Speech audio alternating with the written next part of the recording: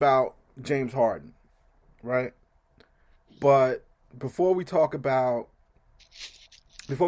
Joe Harris, I, I just want to say for the people who wanted James Harden, man, like the logic in that makes no sense.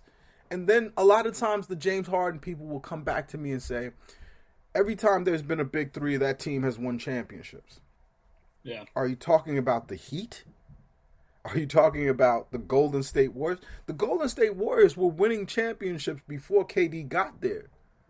That's what cheapened the championships that KD had. I mean, they were a 73 win team with all drafted players, right? And their highest drafted player wasn't even their best player in the form of Harrison Barnes.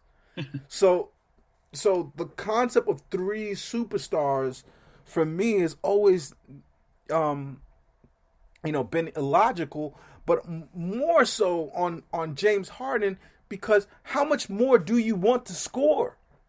This team is going to set records unless they just are so far ahead of other teams by the third quarter that they basically just rest their players so much that they don't score as much as they potentially could. And if you added James Harden, it's not like adding Chris Bosh to Dwayne Wade and LeBron James. Dwayne Wade and LeBron James, their only conflict was we both want the ball, right? But Yep. LeBron James is 6'10", if not. I think LeBron James is 6'11", because whenever I see him standing next to like Jared Allen and DeAndre Jordan, he looks as big, if not bigger, and so he's at least 6'10" with shoes off, and I don't know how tall he is, So him and Dwayne Wade could have made that fix. It was Chris Bosh who had to sacrifice. It was Chris Bosh who had to play another position, but he's a power forward.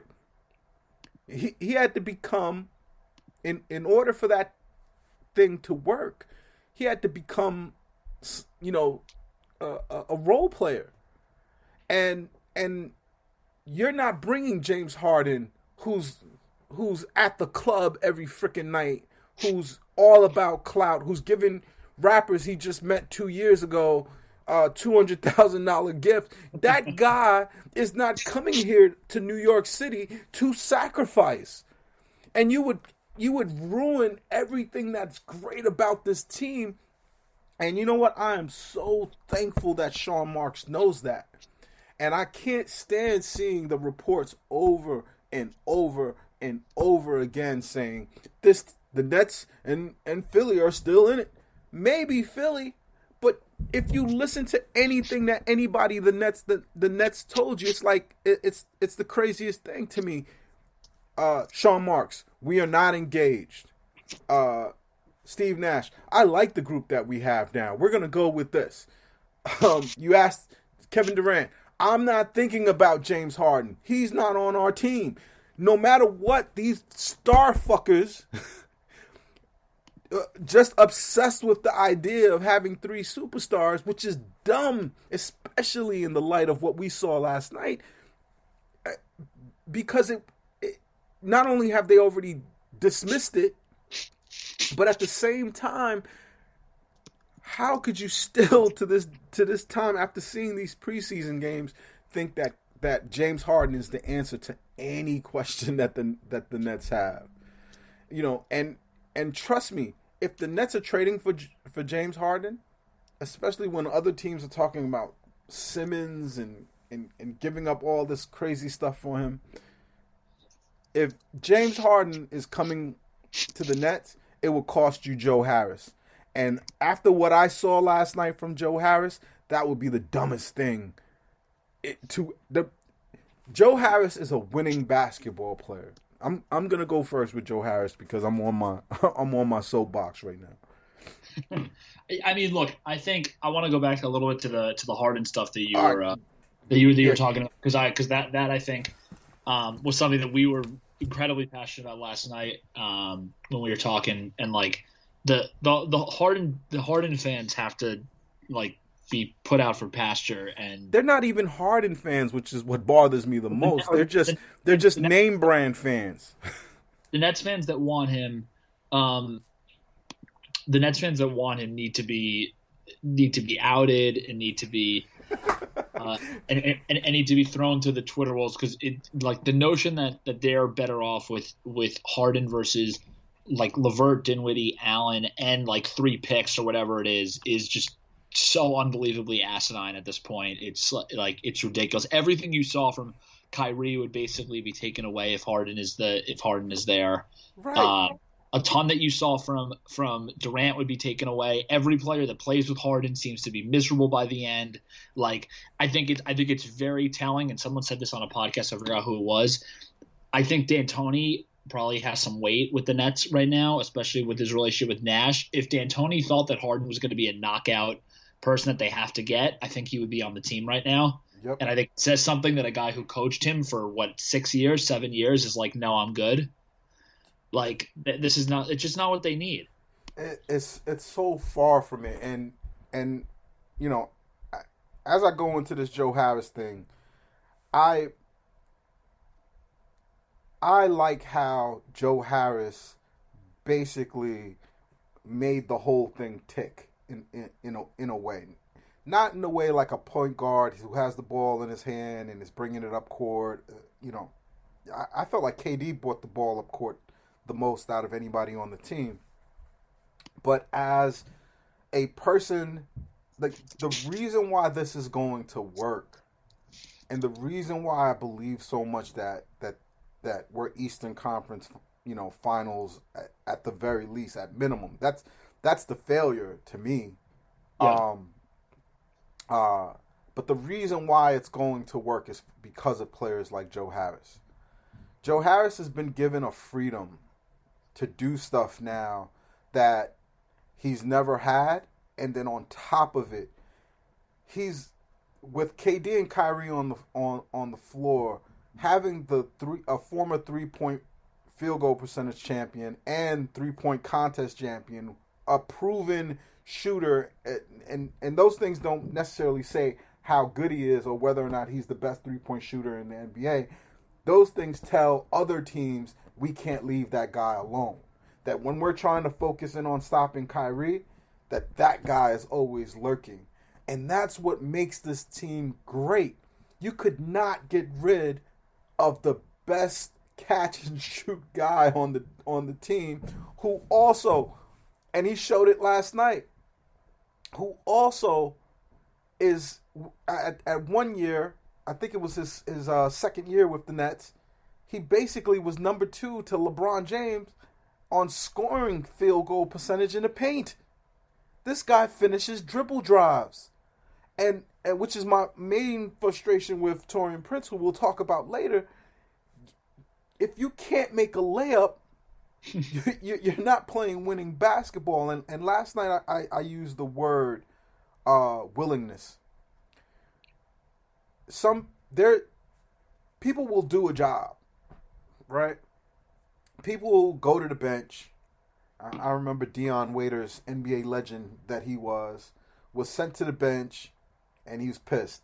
He'd come into games, and he would just be, he would just go hard and trying to score, and then play no defense, and then look at his own bench, like I'm the one that you put on the bench.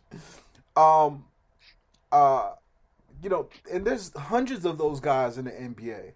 Those are the guys, if we traded everybody for Harden, that we'd have to replace all the people we lose with. These guys who are not willing. And Joe Harris, watching him try to guard Wiseman, just shows me his willingness. And you need that type of a winning basketball player. Those type of players come in the form of Robert Horry. Those type of players come in the form of Steve Kerr on the Bulls and on San Antonio. Danny Green, Ray Allen after he left the Celtics and he was a little bit older. Just willing to do the things that's going to bring us a championship. He is a championship player. He's not a superstar. He's not even an all-star, but he's worth every dollar of that contract, and he's the person that unlocks everything. He makes Kevin Durant able to be Kevin Durant, and I don't know. I can't. Again, this morning I feel like throwing more roses at Dinwiddie, but my God, Joe Harris makes us tick. What do you think of what did you think of Joe? He's gonna have a ton of open shots this year. He did also his thing, which is my favorite thing about him, which he actually gets super he gets super physical when he dribbles into the paint and actually has like some great spin moves, and he knows how to use the glass, and he can get to the free throw line. I also think he was awesome on Wiggins the whole game on defense. I think his defense is super underrated. He's a pro's pro. It's probably the best thing that one of the best things Marks has done is finding him, even more than Dinwiddie, even more than some of the trades. It was just it honestly is, even though he's not an all-star, as you said, or a superstar or anything like that, it's a franchise changer having a guy like him, because he really fills a lot of gaps for them.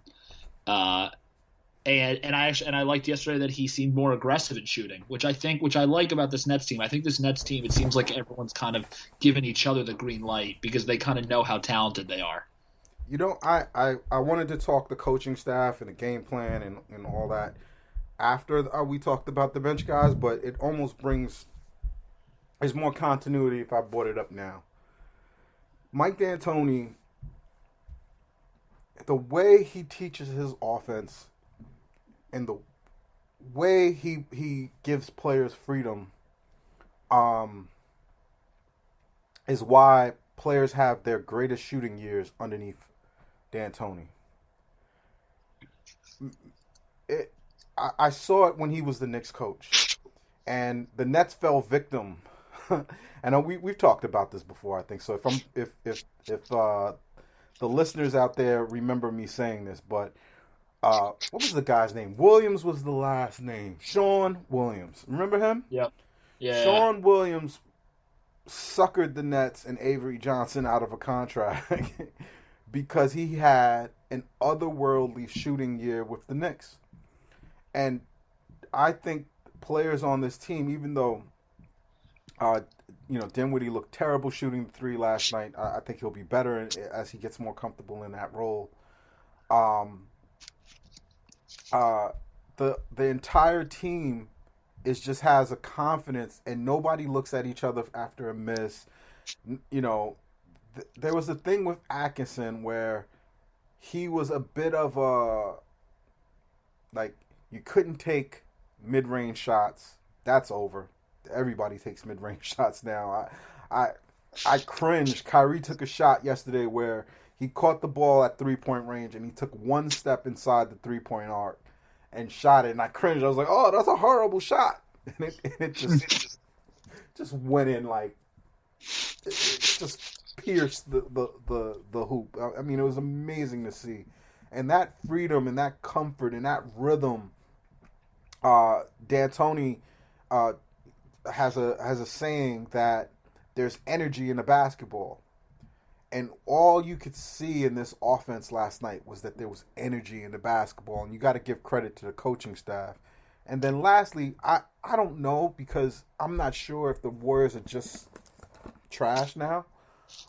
They're missing two of their main pieces, and they're older too, by the way. And so there was a lot of strangers on that team. I mean, Kelly Oubre looked up to it. He played well, I guess. But the defense, at post game, Coach Nash said something that shocked me, and I don't believe him. But he said, "You know what? We haven't really worked on the offense in preseason. All we've worked on is defense." Yeah, I saw that. You score 125 points easy. You pull your starters in the third quarter. You score 40 points in the first quarter, and you didn't teach offense.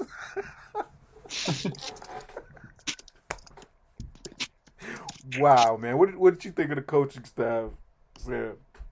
I mean, so the the thing that I think we were talking about yesterday